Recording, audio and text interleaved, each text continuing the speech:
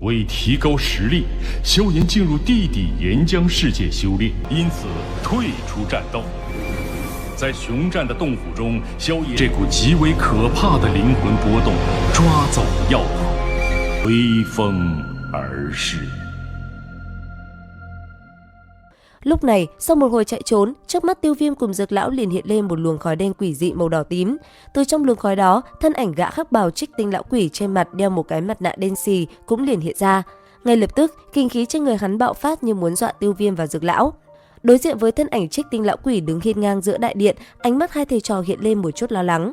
Bất chợt, Dược Lão truyền âm cho Tiêu Viêm nói: "Tiểu tử, hắn đã là ngũ tinh đấu tôn đỉnh phong, ngươi không phải đối thủ, chúng ta tìm cách rời đi." Phía xa, nhưng nghe được thanh âm của Dược Lão, tên gia hỏa kia lạnh lùng quát: "Có lão phu ở đây, các ngươi muốn rời đi dễ như vậy sao?" Nghe vậy, Tiêu Viêm ánh mắt lạnh tanh, bàn tay đang nắm lấy Dược Lão chợt buông ra, thân hình chậm rãi tiến lên, ánh mắt nhìn chằm chằm vào đối thủ. Sau đó quay đầu lại, anh ấy nhìn Dược Lão nhẹ nhàng nói: "Lão sư, người vào giới chỉ đi, việc ở đây còn lại cứ giao cho con." Nghe được thanh âm này, ánh mắt Dược Lão bất chợt hiện lên một nét vui mừng, còn Tiêu Viêm, ngay khi lời vừa dứt, đệ tam biến cũng được anh ấy thi triển. Nhất thời, một thân ảnh ngầu lòi cũng liền xuất hiện. Ở bên cạnh nhìn Tiêu Viêm như thế, Dược Lão khẽ gật nhẹ đầu. Ngay lập tức, thân hình ông hóa thành một làn khói trắng, rồi dung nhập vào nạp giới của Tiêu Viêm. Thế nhưng, ngay khi Dược Lão biến mất, trước mắt Tiêu Viêm, cái lão Trích Tinh kia đã liền hành động, một luồng xoáy tím đen trên đỉnh đầu hắn hiện ra. Ngay sau đó, theo bàn tay khẽ động, từ trong luồng xoáy kia, những sợi xích như tia chớp đã liền phóng thẳng xuống dưới. Đối diện với đòn công kích mạnh mẽ ấy, Tiêu Viêm cước bộ di chuyển, ngay lập tức hóa thành một tia chớp, anh ấy cũng liền lao lên trên cao tránh né. Cũng bởi vậy, khi những sợi xích lao tới, nó cũng ngay lập tức chật nhịp. Tuy nhiên, những sợi xích kia thì vẫn chưa dừng lại. Rất nhanh, từ bên trong luồng xoáy tím đen quỷ dị, lại một lần nữa hàng loạt những sợi xích phóng ra nhằm về phía Tiêu Viêm mà lao tới. Còn Tiêu Viêm thi triển Tam Thi Lôi Động, anh ấy cũng phải liên tục tránh né, thân thể như tia chớp không ngừng lượn qua lượn lại. Giờ khắc đó, chỉ còn thấy từng tia chớp lóe sáng giữa hàng trăm sợi xích mà thôi. Cứ thế, người công kích kẻ trốn tránh, diễn biến hết sức căng thẳng. Và sau một hồi, rốt cuộc, Tiêu Viêm cũng không muốn chạy trốn nữa. Trong tay anh ấy, trọng xích đã liền xuất hiện. Đồng thời vào lúc đó, theo bàn tay Tiêu Viêm vuốt lên thân xích, một màu cam nóng cháy cũng ngay lập tức sáng lên. Cầm trọng xích trong tay, anh ấy liền lao lên hung hăng đập thẳng vào những mũi đao sắc nhọn đang lao tới người mình.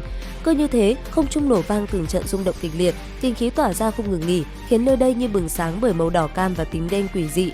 Giờ đây, Tiêu Viêm đã toàn lực ứng phó, những sợi xích giết lao tới đều bị anh ấy đập bay ngược lại. Thậm chí, trong một đòn diễm phân phệ lạng xích phóng ra, Tiêu Viêm còn mạnh mẽ đập tan sợi dây của Trích Tinh lão quỷ, khiến nó gãy đoạn. Cùng lúc này, ở bên ngoài, diễn biến cũng đang hết sức căng thẳng.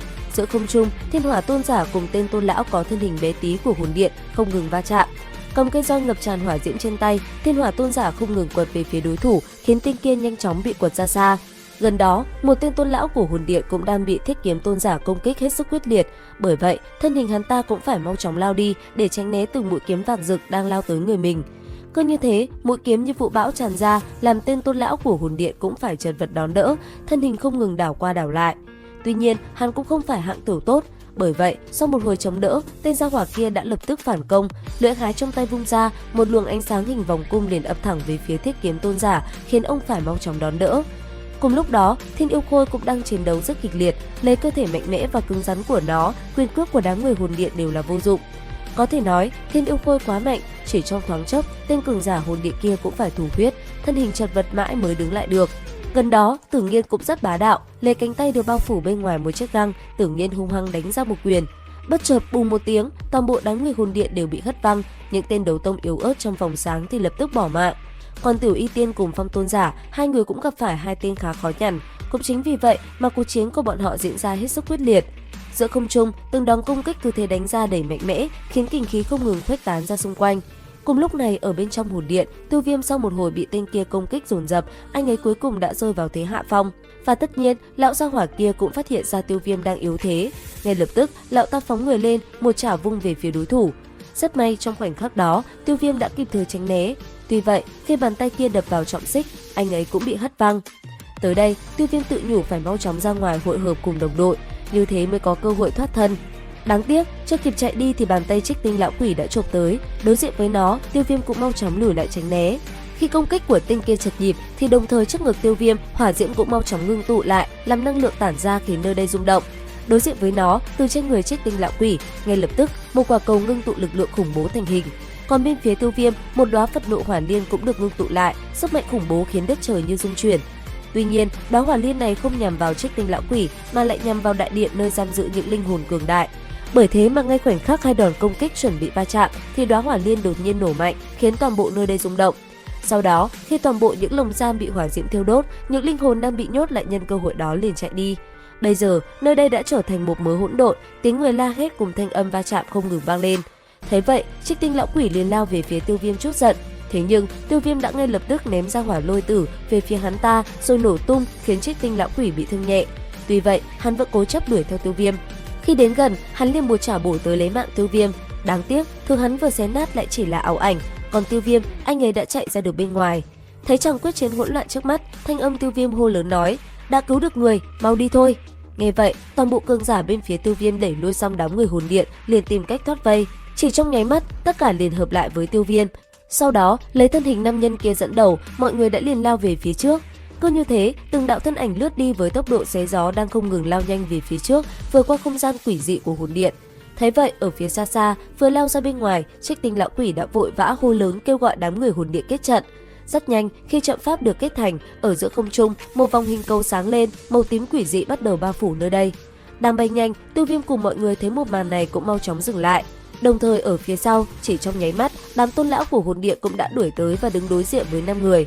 Tới đây, một màn võng mồm quyết liệt cũng liền được diễn ra. Lại một lần nữa, mục tiêu Trích Tinh lão quỷ nhắm tới chính là Tiêu Viêm. Đối diện với cái tên mắc dịch kia, Tiêu Viêm chỉ có thể dùng ra con át chủ bài hủy diệt hỏa liên mà thôi.